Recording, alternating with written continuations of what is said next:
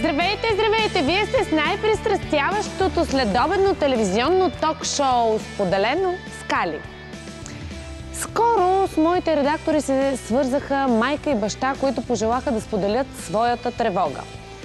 Техният син е в затвора, но те не протестират срещу присъдата му. Те се страхуват, че зад решетките той отново ще посегне към хероина. Сега заедно ще чуем историята на Стефан. Да посрещнем майка му Магдалена. Здравейте, прекрасна Магдалена! Здравейте! Добре дошла! Здравейте! Много е красив букета. Благодаря ви много. Много мило. Калия за Калия. Много красиво. Сега ще си го оставя тук. Не, всъщност ще го оставя така, за да краси масата. След това ще си го потопя. Така, Магдалена. Да. Разкажете ми какво ви доведе при нас.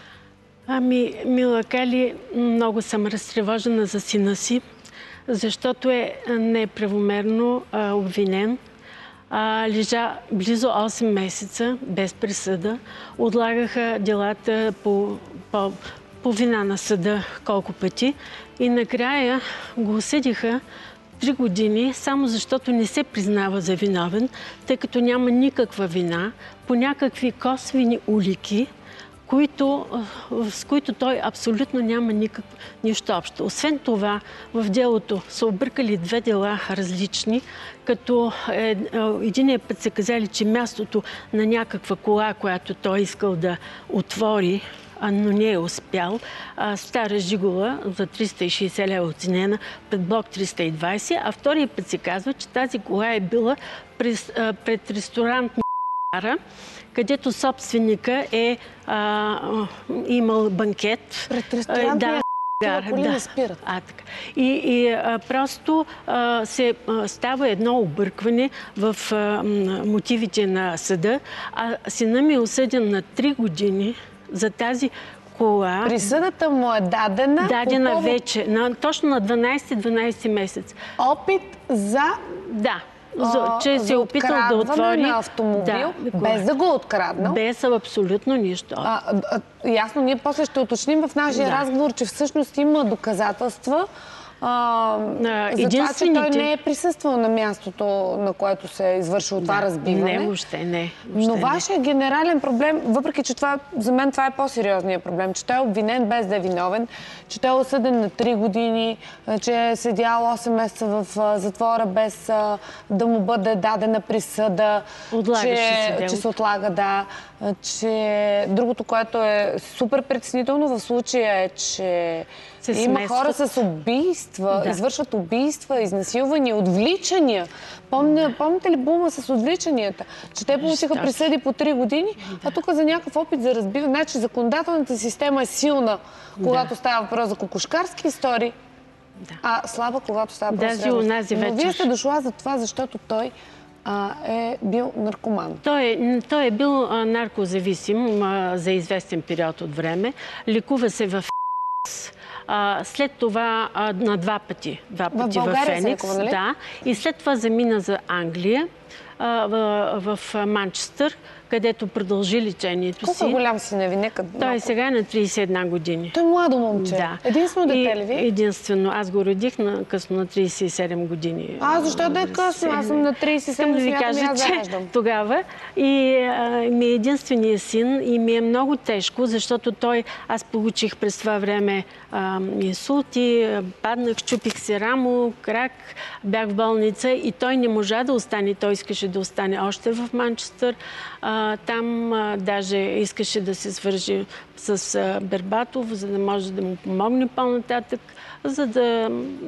каквото може да му помогне. Но, за съжаление, аз стана така с мен и той не беше вече спокоен. Върна се, за да ми помага и да ме гледа. Този човек, който обвиняват в това деяние... Да, и не е вечер, да ви кажа, Кали, как стана. Не е вечер, то беше 1-2 дена след земетресението.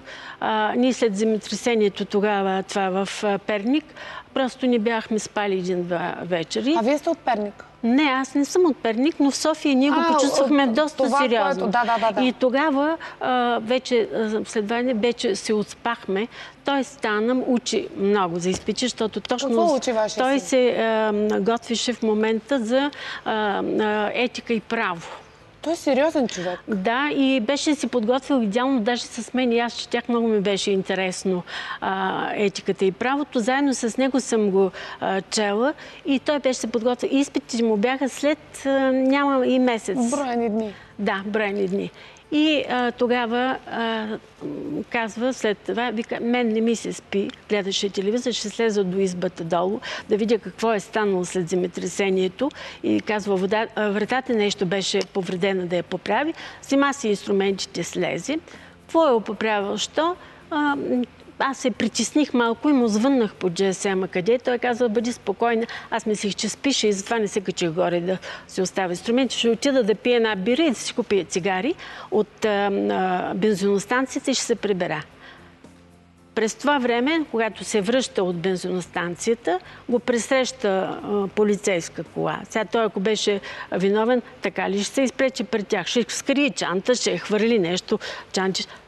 И те слизат. И когато виждат, че той има, защото той има известни криминални прояви, той е лежал веднъж за половин година или нещо и имаше такава присъда. И вижда се, че той се води криминално проявен и веднага го стоварват по лице, отзад това и започват така жестоко го бият. Такава, то още го болят бъбриците. Тук са го ритали по бъбриците. Всичко това е доказано в медицинското освидетелстване и макар, че тя отлагаше съдийката делото многократно, накрая го отложи с 2 месеца и заради това медицинско дойде лекара, потвърди всичко, който е дал това и накрая, защото не се признава, не се признавал за виновен. Че как ще се признае като не е? Той казва как да се призная, когато... А къде всъщност, значи... Нека да уточним тази бензиностанция, до която той отишъл да си купи цигари в близост ли е? Тя е някъде километър и половина да е. Така, на какво разстояние от мястото, на което се... Сега той е станало така. Някакъв съсед отгоре, величина, вижда сянка, че някой се мъчи да отвори. Звънят на полицията. Полицията идва, но не виждат човека, който е. След малко той казва, там е и виждат някой, който пълзи в тревата. Пълзял в тревата. И обаче го изгубили и тръгнали с колата да го търсят. И в този момент, когато минава с колата, нали, и отива по главната, се срещат с моя син. И понеже се води той криминално проявен, за тях е било най-лесно. За проверка? Да. И просто са го проверили, когато са видяли, че е криминално проявен, са предположили, че това е евентуалният разбивач на кола. Без нищо направо го просват на земята, започват да... Защото той казва, нямам никаква вина, нищо не са направил, да го ритат, да го бият и 8 месеца беше без... се отлага делото в затвора. Даже беше с Алексей Петров в една... там заедно бяха легло до легло и с така... Много му е помогнал Алексей Петров да превъзмогне шока. Помагал му е с книги. Даже той поиска да вземе ваша книга. Вие нещо сте казали за някаква книга на Хорхе Букай, Пътя на сълзите. И сте казали, че много ви е повлияла в промяна. Да, много влияе. Да, и той ми поиска... няма как да му помогна, защото него съвестта му е чиста в момента, но книгата ми поиска да му я занеса, за да може да я прочете. Там само книги чете в момента. Хубаво е, че чете. Само ще продължим разговор. Той е доста увлекателен и интересен. И има какво да обсъждаме. Дано да можем от ефира на споделено, както не веднъж сме го правили, да помогнем и в този случай. Колко са основателни притесненията на Магдалена, ще продължим да обсъждаме и след рекламите, когато тук ще са и бащата Стефан, и един от неговите приятели.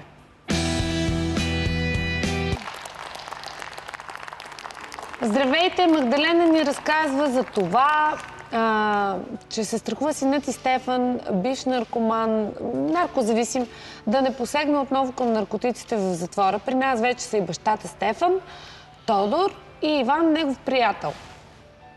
Здравейте! Губи ми се един човек, който презентирах. Кой е Тодор? Аз. Да? А Стефан е сина? Да. Никой не ми се губи, всички са тук, само него го няма. По нелепо стечение на обстоятелствата. Така, сега малко да ви върна. Така 5 минути ще ми отделите от личното си време и от живота си, в смисъл от това, което сте прекарали заедно с сина си. Кога разбрахте, че той е зависим от наркотиците? Той на 31 година вече уточнихме. Кога е започнал да употребява тези неща? Колко голям беше? Около 20 и няколко годишен, може би, беше. В каква среда беше попаднал тогава? Ще предполагам, че средата по някакъв начин е повлияла, защото като ви гледам, вие сте бивша актриса. Да, вижте, той беше тинейджър в едно смутно време, 93-та, мутринското време, така да се каже, когато всичко беше... И повлияно от средата. Да, точно така. И тогава децата опитваха просто за да видят. Но той малко по-късно, аз много тичах, пазих, гледах да го предпазя, защото бях така... Защото предполагам, че сте възпитали сина си в някаква ценност. Да. Не, но тогава беше друго. Тогава самото време беше много размирно. Долара стана 3000 лева. Живота стана скъп. Ние започнахме тогава по няколко работи да работим, за да оцеляваме по това време. Тогава нямаше други наркотици. Това беше наркотика. Нали? Така. Тогава. И това беше. Средата, в която е попаднал по някакъв начин, вие не сте разбрали как е станало. Момчето ви винаги ли е било с така интерес към книгите? Споделихте, че в затвора... Той е интелигентно момче и е имал винаги интерес. Учил е английски през целия си живот, нали, завърши гимназия с много добър успех. И ако беше даже подготвен за Витис от Иванка Бенчева, моя бивша колежка, която беше го подготвила. Но просто тази дрога му попречи да се развие. Но от няколко години... Не дай си Боже, на всеки може да се случи. От няколко години той е абсолютно чист. Защо? Значи искам да стигнем до момента, до който полицайите са го спряли. После ще ви попитам и вас. Вие сте техен приятел, семейен от колко години? Ами някъде от 81-2 година. Много отдавна. Значи вие познавате Стефан добре. Той е израснал Какво момче е Стефан? пред очите ми, ако мога така да се изразя символично. Значи той си беше буен малко по натура. В смисъл...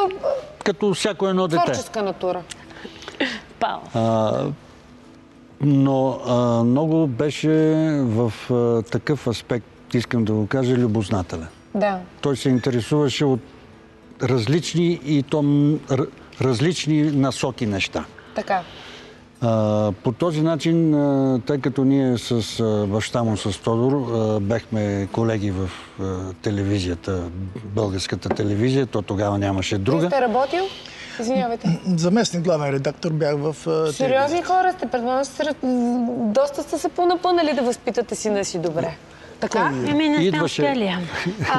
Всички се провалят се някъде. Идваше при нас и го водихме и по студията, и по време на записи и така нататък. Въобще той обичаше и се интересуваше от това какво става в едно студио. Любознателно момче. След тези години, което стана дума, майка му каза,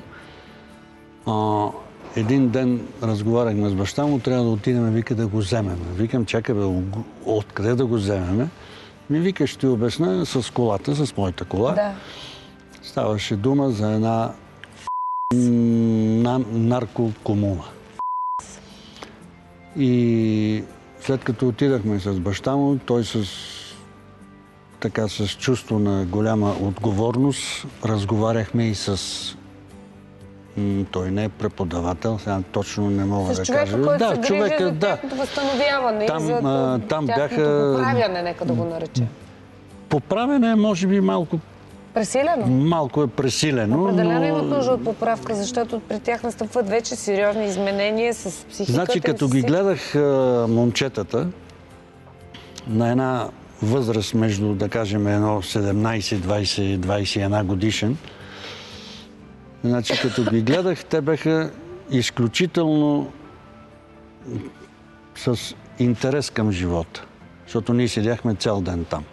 в този дом, докато той си пребере багажа, докато се той сам ли оправят си документите. беше, сам ли беше отишъл в тази комуна да ви попитам? Не, ние го пратихме. Там се плаща 1600 лева на месец и близо цяла година той беше там. На 2 пъти с едно прекъсване. Това са скъпи разходи. И след това, заложихме всичко. За здравето на детето ви, разбира се.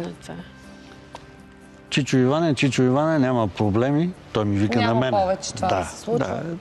Минало, заминало, вика. На всеки може. Приключихме, вика, с тази работа, качихме се, закарах го аз в тях и смятам, че той си беше взел една сериозна бележка, да го нарекаря.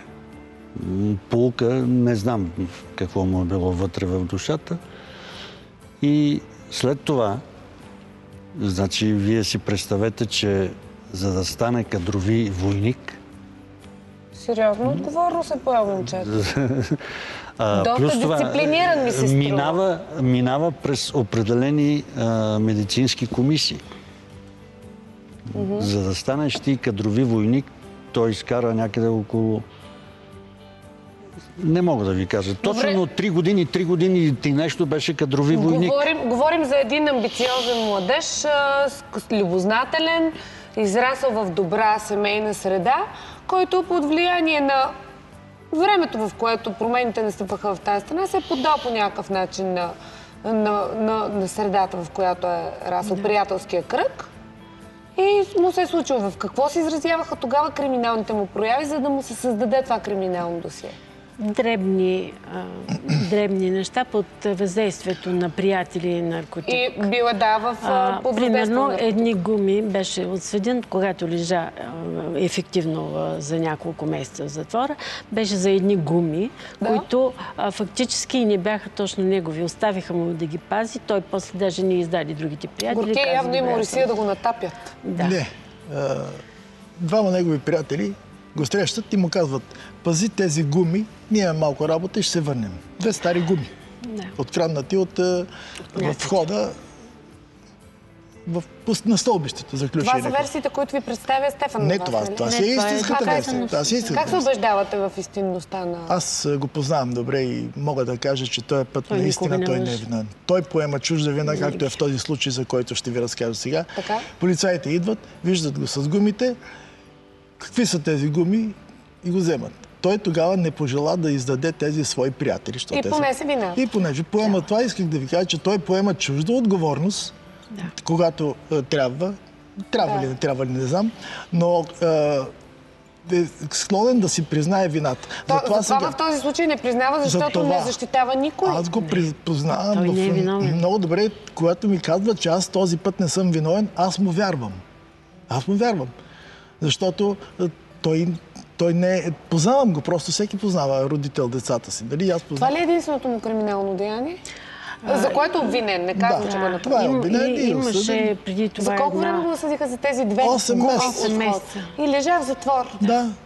В Кремиковци беше. Тази система ще го унищожи това момче. Но той от доста години вече... Какво се случи, докато беше тези 8 месеца в затвора в Кремиковци? Посегна ли отново към наркотици? Не. Върна се, замина за Англия. И последваха тези събития. Върна се от Англия заради мене.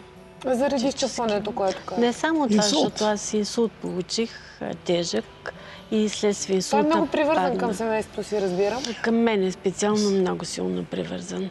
Много силно привързан, защото разбира, че ми е причинил много страдания и че може би чувства вина за моето състояние и не беше спокоен. Аз не исках да се върне от Англия. Никак не исках. Беше в Манчестър. Трябваше вие да отидете при него. Да, не исках да се върне. Не, аз не съм в състояние. Моето състояние, здравословното е много тежко. Не исках да се върне, но той не можеше вече да бъде спокоен, като знае, че аз съм в болница. Аз преживях и 2 операции, рамо и другия крак щупих, паднах след инсулта. И в Пирогов бях и той не беше спокоен. Върна се да ми помага и да ме гледа. То така стана, че вместо да ме гледа, Трябваше аз сега да го гледам и да ходя по Какво може да се направи според вас? Вие спряхте ли да се занимавате с съдебната система и с делата, които се водят, за да го оправдаете? Аз съм потресена просто от съдебната система. Не сте спряли? Не, ние сега обжалваме. Браво на вас. Делото е обжалвано от районния съд в Разбрах, градския че има съд. запис на камерата от бензиностанцията, в която е бил да си купи цигари. Да.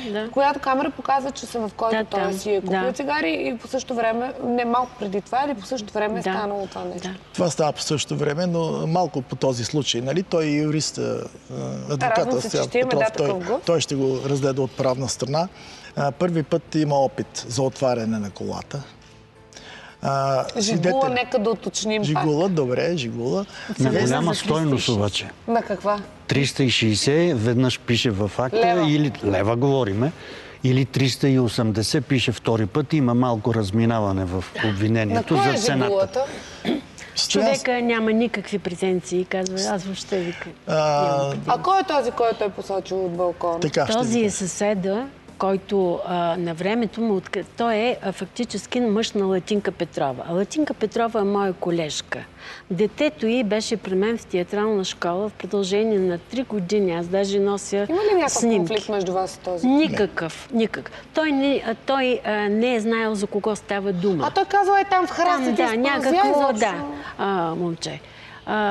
Но той каза председател, аз не мога да кажа кой е. Аз видях една сянка. Това е... В 1:30 през нощта как мога да ви позная от 4-ти етаж? Няма как. Но аз дори не се обадих на Латинка Петрова, защото не исках да повлияя на делото, тъй като той ще каже това, което е видял. И наистина човека каза, аз видях една сянка. И понеже преди години бяха им откраднали колата, аз знам случай, тя ми е споделила, той болезнено така реагира на това. И за това, на посегателство. Затова веднага е извикал полиция, за да предотврати този. Че тази полиция много бързо се отдава пък в този случай. Не. Значи случай там е така. Той излиза, както пише в показанията си, на терасата, след като е гледал телевизия. Вижда, че някакъв силует, той казва, нали, се върти около колата и се опитва да я отвори. Той се обажда на полицията, но тогава полицията не идва. На 112 се обажда той телефона. И след това той чул изръмжаване на стартера, значи той се опитва да запали колата. Обаче той разбрал, че няма акумулатор вътре, сина ми, защото Стоян Стоянов, собственика на колата, си свалял вечер акумулатора. Сина ти. Някой си, който е отишъл... човека, който е обвинен в случая. Който е обвинен. Кой го казва това? Този разказва, че твоя син е разбрал, че няма акумулатор? Човека, който е бил вътре. Той не казва твоя син. Той просто вижда сянка. Ясно. Нали? Не, питам, за да разбера дали някой конкретно назовава сина ви. Не. Казва силует. Видял човек с тъмни дрехи, който се върти около колата. Не може да я запали той, след като няма стартер, защото казва си собственика, че той е свалил акумулатора. Виждайки, че няма акумулатор, той е отишъл да вземе акумулатор. Нито аз имам акумулатор, нито в къщи има, нито някой негов приятел. След това този евентуалния извършител, опит за извършване на деянието, се връща и поставя акумулатор. Това звучи вече много смешно. Така. През това време полицията какво прави? Още не е дошла. Минава 1 час и половина. Сина ви през това време е бил първо с вас, след това отишъл за цигари. Той се обажда отново на полицията и тогава идва полицията и той ги направлява. Там вляво в храстите. Отгоре, от терасата. Не може да караш човек в затвора за 360 лева. Само, че за да продължим, искам да поканим още един гост, защото си имам така директни въпроси към представител на системата. Само 2 думи още, може ли? И значи тогава той пълзял бил, защото дрехите му били мокри, тя каза, Магдалена, че той е бил повален на земята и бит. Затова му били мокри дрехи, защото пълзял между храстите. А те го, както казаха и полицайите, свидетелите, когато го задържат, всъщност, когато го срещат, той е бил с цигара и с бира в ръка. Може ли човек да пълзи с бира в ръка? Не може, освен ако не е мъртво пиян. Така. Само, че няма как се напие от... Историята на Стефан със сигурност има нужда и от юридически коментар. За това да поканим адвокат Стоян Петров. Здравейте! Здравейте, приятно ми е. На мен също. Заповядайте. Адвокатска колегия. Така, влизате с една така позитивно настроение. Очаквам да ми обясните всичките тези идиоти, да ги слушам тук. Защо за 360 лева могат да вкарат човек в затвора за 3 години? Преди всичко, аз бих искал да посоча и изтъкна, че не съм бил защитник на Стефчо по това дело, но делото е пред мен. Много старателно съм го прегледал. Благодаря ви за това. При мен е присъдата на Софийския районен съд, съответния състав, както и мотивите. Мотивите за извършване на деянието. Да. Бих искал да ви кажа, че прочитайки и запознавайки се с цялото дело, мога да кажа като адвокат, че присъдата на първоинституционният съд би трябвало изцяло да бъде отменена и в наказателната, и в гражданската част, където се претендира за разноски 80 лева. Присъдата е явно незаконосъобразна, несправедлива и е постановена в противоречие с установените по делото обстоятелства и събраните по същото факти и доказателства. Преди всичко нарушен е материалният закон. Никой от свидетелите, абсолютно никой, включително и онзи възрастен господин, който е на почтенна възраст, може би малко повече от мен, и е съпруг на известната актриса Латинка Петрова, в показанията си, и в предварителното производство, и в съдебното заседание казва: не мога да твърда, че съм видял този младеж, защото всичко ми беше в сянка, замъглено. Аз наблюдавах от високо. 4-ти етаж? Именно. Да ви попитам, да.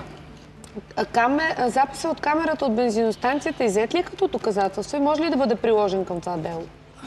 За съжаление е иззет, но експертите казват, че не е ясно и не може да се различи образът на Стефан. Значи образа на камерата не може да се различи, обаче това, което казва човек от 4-ти етаж през нощта и дори казва, че не може да каже, че това е конкретен човек, го приемат за факт. Нося, но е действително малко неясно графичното изображение на образа на Стефан, но и с просто око личи, че е млад мъж. И този млад мъж много прилича и 80-90% е на Стефан. Добре, какво да правим сега? Хорешо ли да викнем? Това е той. Освен това има противоречия в самите мотиви.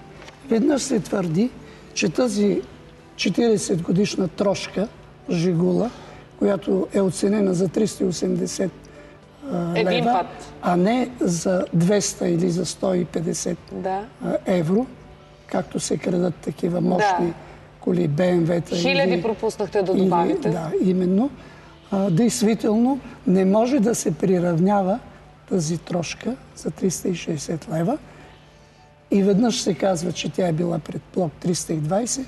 Втори път е била пред ресторант точно където собственика е празнувал някакъв празник. Може ли само едно уточнение, защото няма Става въпрос за Младост 3. Младост 3.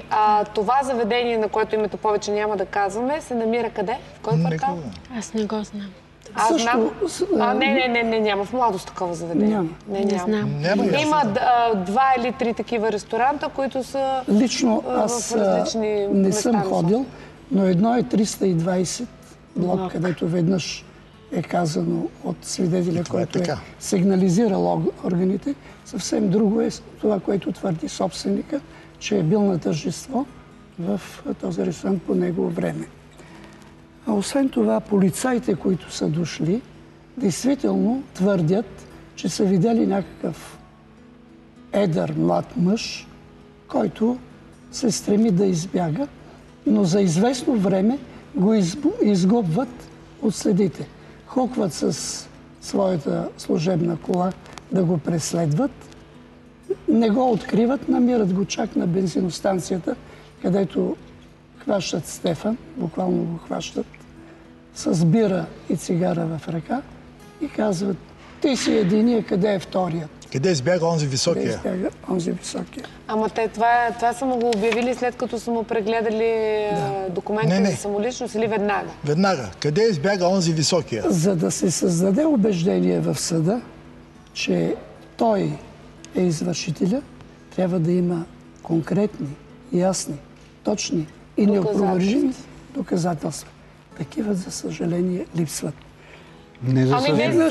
В мотивите. То за радост, че няма такива доказателства. Мотивите, почитаемия съд казва, че прокуратурата твърди и тя се съгласява, че деянието е доказано по безспорен и категоричен начин. Нищо подобно. Няма такова нещо. Има разминаване и в това, което твърди свидетеля, който е извикал полицаите. Има разминаване и в твърдението къде е била колата. Дали е била пред блок 320 или така, както твърди собственика, че е бил пред еди кой си ресторант. Да. Където той е... Добре, сега аз да ви попитам, господин адвокат, има ли име на съдията по това дело? Красимира Проданова. Аз не искам нищо лошо да кажа за съдията. Аз пък искам да кажа. Въпреки, че имам непосредствени впечатления от неговата работа. Мъж или жена? Красимира Проданова, съдия. Да, жена. Красимира Също така, каква е функцията на прокурора по едно дело? Трябва да ви кажа, че функцията на прокурора, както и на предварителните органи на досъдебното производство, е да съберат както уличаващи, така и отегчаващи и смекчаващи обстоятелства. За съжаление, в повечето случаи и най-вече в този случай са събирани само с обвинителен уклон доказателства.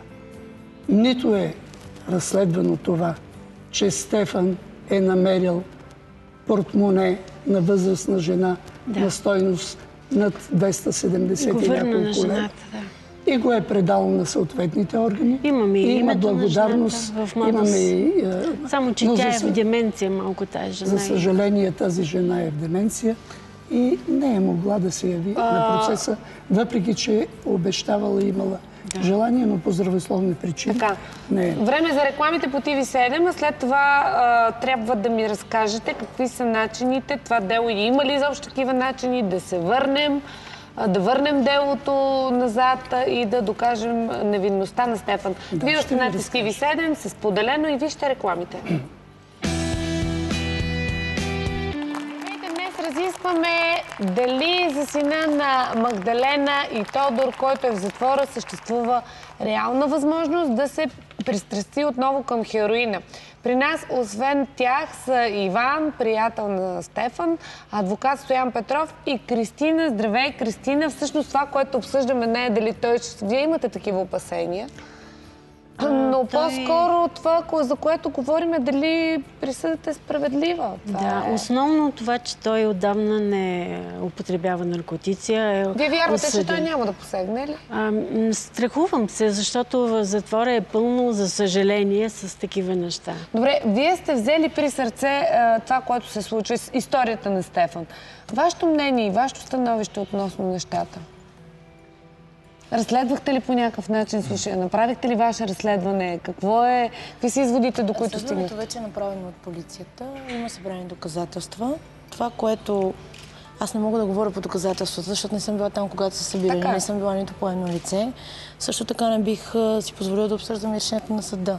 Това, което лично мен като гражданска позиция бих изказала, е, че 3 години ефективно за кола, която струва 360 Чакайте, лева. моля ви се, нека да не ги казваме така нещата. Кола 360 лева или 500 хиляди лева, става въпрос за деяние. Дали е 360 или е 500 хиляди, няма никакво значение. Става въпрос, че когато човек тръгне да краде, трябва да бъде санкциониран.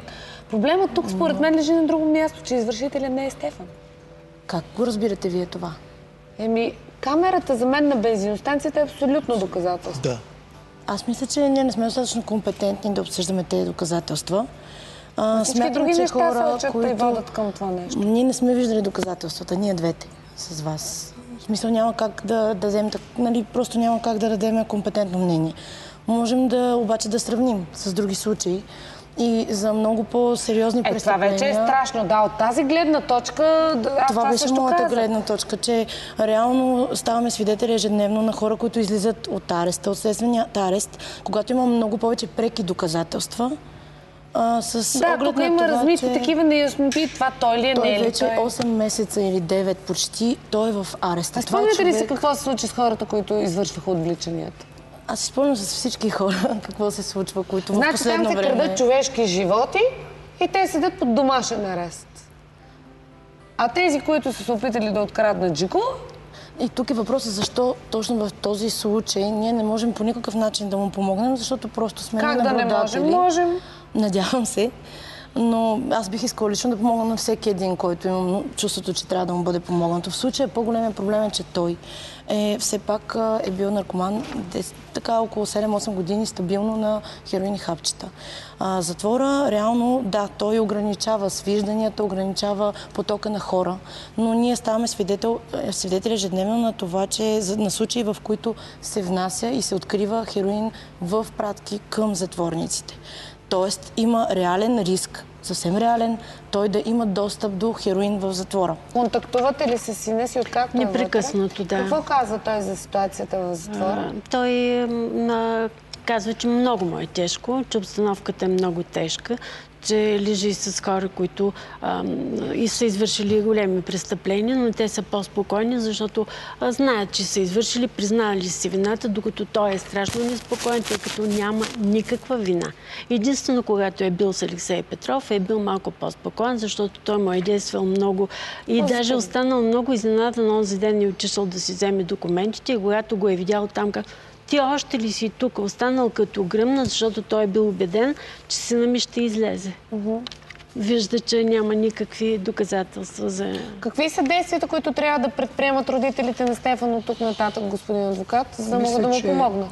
Колегата, който е бил защитник, вече е предприел необходимото, а именно въззивната жалба вече е в ход и на път за Софийски градски съд, въззивна инстанция.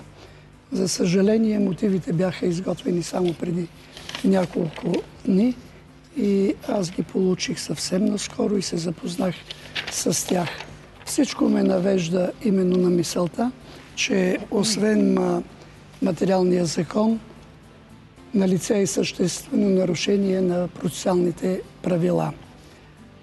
Съдът се е повлиял от обвинителният уклон на прокуратурата и съвсем в едно изречение казва, че поради тези зачестили кражби на коли трябва да пострада и Стефан.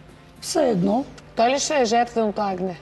Все едно, така излиза, все едно, ако търсиме някой изнасилвач и срещаме един млад,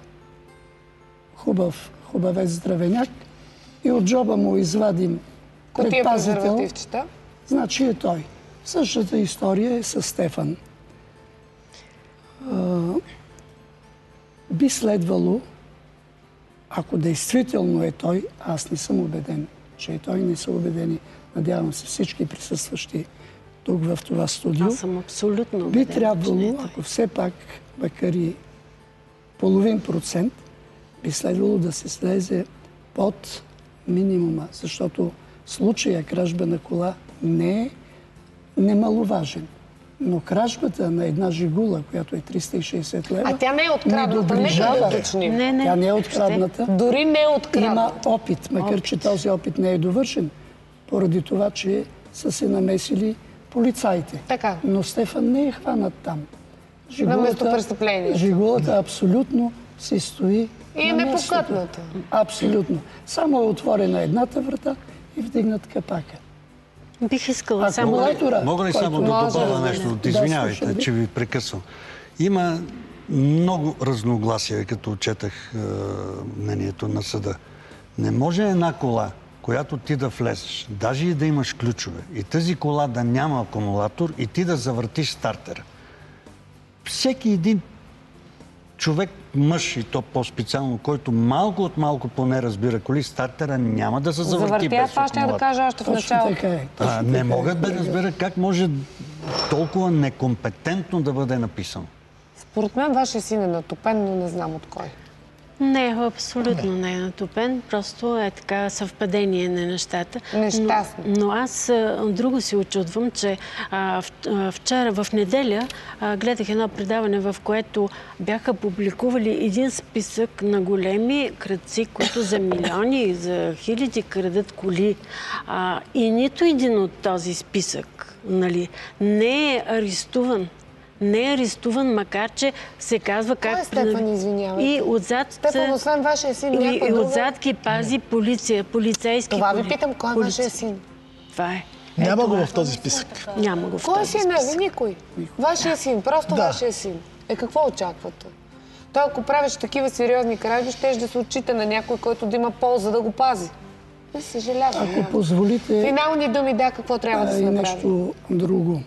Би трябвало още въззивната инстанция през месец юни, когато е разгледала като втора инстанция мярката за неотклонение и когато е установила, че въпреки многобройните молби на Стефан да бъде прегледан от съдебен лекар, това не е сторено. Пред самия съд, даже тук е описано, какво констатира съда от своята съдийска скамейка. Че има хематоми, които ясно говорят за полицейско насилие. В България, макар и рядко, има полицейско насилие. Жертва на това насилие е Стефан. И аз ще се радвам, колегата, който ще продължи да го защитава, може и да бъде и аз, ако ме одобрят неговите родители, с които се познавам много добре, но поради редица обстоятелства пътищата ни се разделиха. С Тодор сме били като военни по време на възстановителните операции. Сериозно познавам се от много отдавна. И най-хубавите репортажи бяха Момчета, със сигурност има много интересни неща, които трябва да ми кажете. Идеята, че ние бяхме тук да поговорим за проблема, който има Стефан и който има неговото семейство. Надявам се, чрез ефира и възможността да ни чуят толкова много хора от споделено, да се заинтересуват от това наистина сериозно нещо и да помогнат кой с каквото може, за да предотвратим това нелепо пребиваване на Стефан в затвора. Позволявам си да го кажа не защото знам, че е невинен или защото знам, че е виновен, а защото колата дори не е открадната, защото върху това момче е упражнено насилие и никой не е санкциониран за всички тези неща. Ако вие имате вашата интересна история или смятате, че сте несправедливо обвинени в нещо, заповядайте и споделете с нас на нашите редакционни телефони или на имейл адрес. А до тогава ви желая успех и дано да не попадате в нелепата ситуация, в която е попаднал Стефан. Приятен ден!